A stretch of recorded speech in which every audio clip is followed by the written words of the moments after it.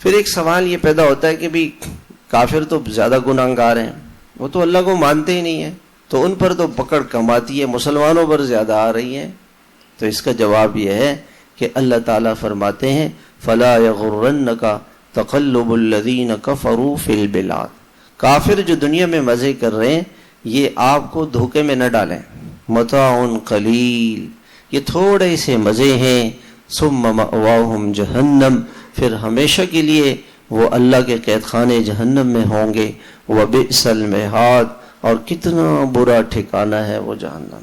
یہ چند دنوں کے مزے ہیں، یہ سب چیزیں چند دنوں کے لیے، پھر جب اللہ کی پکڑ آئے گی، عذاب آئے گا، اس کو کوئی نہیں بچا سکتا۔ اللہ تعالیٰ نے کافر کی ایک مثال دی ہے، أَفَمَنْ وَعَدْنَاهُ وَعْدًا حَسَنًا فَهُوَ لَاقِيهِ كَمَنْ مَتَّعْنَاهُ مَتَاعَ الْحَيَاةِ الدُّنْيَا ثُمَّ هُوَ يَوْمَ الْقِيَامَةِ مُحْضَرِينَ۔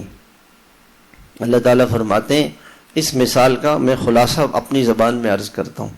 ایک آدمی ہے، وہ ہوائی جہاز میں سفر کر رہا ہے، وہ بڑے مزے کے ساتھ بیٹھا ہوا ہے فرسٹ کلاس میں، اور اس کو کھانے پینے سب چیزیں پیش کی جا رہی ہیں، اور اعلان یہ کیا گیا ہے، اس کو پتہ نہیں ہے اس کا، کہ جیسے یہ ایئرپورٹ پہ اترے گا اس کو گرفتار کر کے پھانسی کے پندے پہ، اور ہمیشہ کے لیے اس کو جیل ہو جائے گی، ہمیشہ جیل میں رہے گا، موت تک یہ جیل میں رہے گا، اس کو دنیا کی کوئی طاقت باہر نہیں کر سکتی۔